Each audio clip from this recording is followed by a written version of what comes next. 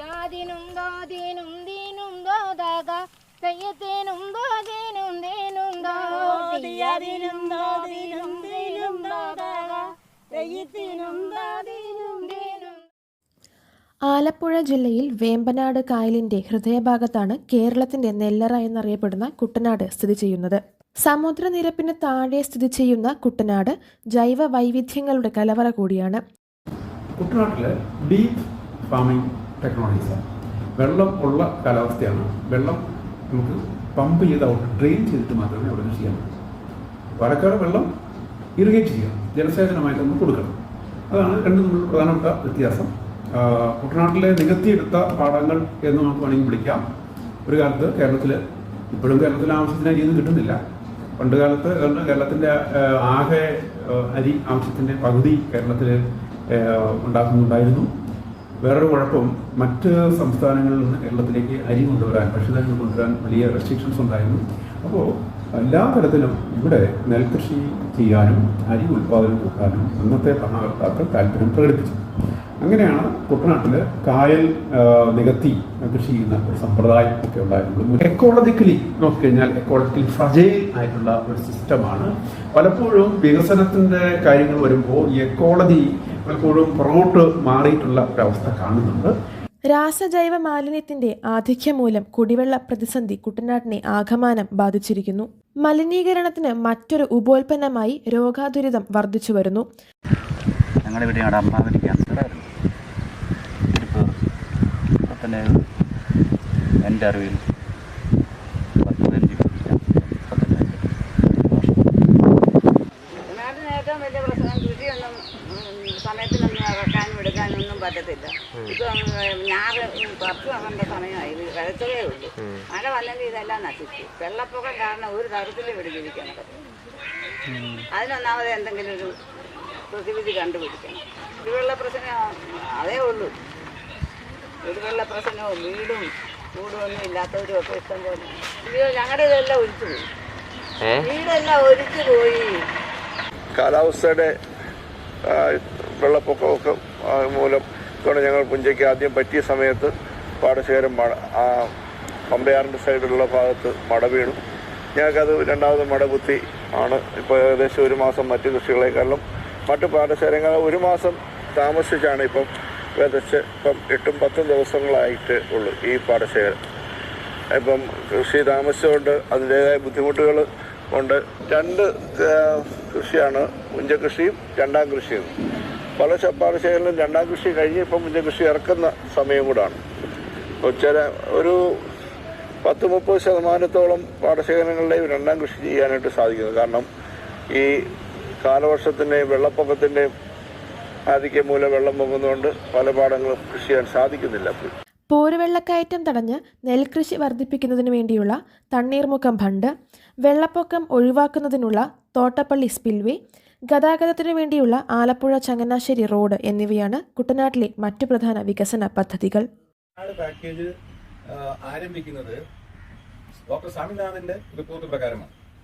അതിനകത്ത് ഒരു integrated അപ്രോച്ചാണ് sir envisage ചെയ്തത്, ലക്ഷ്യമിട്ടത്. അവിടുത്തെ ആളുകളുടെ സോഷ്യോ എക്കണോമിക് ഡെവലപ്മെന്റിന് വേണ്ടിയിട്ട് ഈ agriculture, animal husbandry, fisheries, tourism, ഇതെല്ലാ സെക്ടേഴ്സിലുള്ള ഡെവലപ്മെന്റ് ആണ് എൻവിസേജ് ചെയ്തത്. അപ്പൊ എല്ലാ ഡിപ്പാർട്ട്മെന്റിന്റെയും പ്രോജക്റ്റുകൾ, DPR ഉണ്ടാക്കിയിട്ട് അത് കേന്ദ്ര ഗവൺമെന്റിന് സമർപ്പിച്ചു. ഫ്ലഡ് മാനേജ്മെന്റ് പ്രോഗ്രാം എന്ന് പറഞ്ഞിട്ട് അന്നൊരു പ്രോഗ്രാം ഉണ്ടായി. CWC ആണത് സാങ്ഷൻ ചെയ്തത്. മെയിൻ ആയിട്ടുള്ള പ്രോജക്റ്റ് എന്ന് പറഞ്ഞാൽ ഒന്ന് ഈ തണ്ണീർമുക്കം, അതാണ് ബണ്ട്. ഈ ബണ്ടിനെ മാറ്റിയിട്ട് റെഗുലേറ്റേഴ്സ് ആക്കി. അതിൽ 200 crore പ്രോജക്റ്റ്, അത് നമ്മൾ അന്ന് തന്നെ തീർത്തു. ഇതായ്മ ഏകദേശം വലിയ താമസമില്ലാതെ തീർത്തു. പിന്നെ നമ്മൾ എന്ത് ചെയ്ത് ഈ പമ്പയാറ് വന്ന് ചേരുന്നിടത്ത് C&D ബ്ലോക്ക് ചാനലുണ്ട്, പാടശേഖരമുണ്ട്. അപ്പൊ അത് എന്ത് പറ്റുമെന്ന് വെച്ചാൽ അതിനകത്ത് ഈ പമ്പയാറ്റിലെ വെള്ളം വന്നിട്ട് അതിന് മട വീഴും, ബ്രീച്ചാവും. അപ്പൊ അതിന് നമ്മൾ അവിടെ ഒരു പുതിയ ചാനൽ, ഇത് രണ്ടിനെയും സെപ്പറേറ്റ് ചെയ്ത് പുതിയൊരു ചാനൽ ചെയ്യാനായിട്ട് പ്ലാൻ ചെയ്യും. കോട്ടപ്പള്ളിയിൽ 2nd ഫേസിലാണ് ഇപ്പോൾ നമ്മൾ ആഴം കൂട്ടിക്കൊണ്ടിരിക്കുന്നത്. അത് എങ്ങനെയാ ചെയ്യുന്നതെന്ന് വെച്ചാൽ നമ്മൾ മണല് ഡ്രഡ്ജ് ചെയ്തിട്ട് മണല് നമ്മൾ KMML-നും IRE-ക്കും കൊണ്ടുപോകാം. അവർ കൊണ്ടുപോയിട്ട് നമുക്ക് ഗവൺമെന്റിന്റെ കാശ് തരും. പിന്നെ AC കനാൽ എന്ന് പറഞ്ഞിട്ട് കോട്ടയത്തേക്കുള്ള ഒരു കനാലുണ്ട്, ആലപ്പുഴ ചങ്ങനാശ്ശേരി കനാൽ. അപ്പൊ അതിനകത്ത് അതിന്റെ ഒരു പ്രോബ്ലം എന്ന് പറഞ്ഞാൽ അത് നേരത്തെ നല്ല രീതിയിലുള്ള കനാലായിരുന്നു. അത് എൻക്രോച്ച് ചെയ്ത് ഒരുപാട് പേര്, ആൾക്കാരും പള്ളിക്കാരും അങ്ങനെയുള്ള ആളുകൾ, ഇത്രയും മതങ്ങളും എല്ലാം എൻക്രോച്ച് ചെയ്ത് അത് പിന്നെ ഡെവലപ്പ് ചെയ്യാനായിട്ട് പറ്റാത്ത ഒരു അവസ്ഥയിൽ ഇരിക്കുകയാണ്. എന്നാലും കുറെ ഭാഗങ്ങൾ ചെയ്തിട്ടുണ്ട്. Earlier there was waterlogging also, but now the intensity of rain is so harsh that in a short time water gets flooded up. That is why you always see in TVs the problems of Kuttanath. That is might be due to the climatic changes. But otherwise there are losses for the paddy cultivators, but on a whole this bund strengthening gives them the courage to do two crops for the polders for which bund strengthening have been done. Approximately this area extends from Kayakulam to Kaduthuruthi.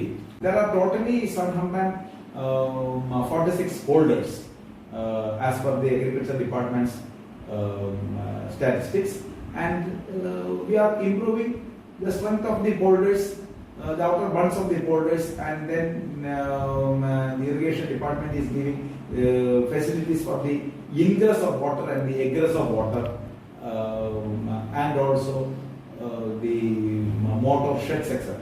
The motors of pumping are given by Agriculture Department, and they are using this short duration type ice crops, so that the time lapsed for a cultivation will be 4 to 5 months.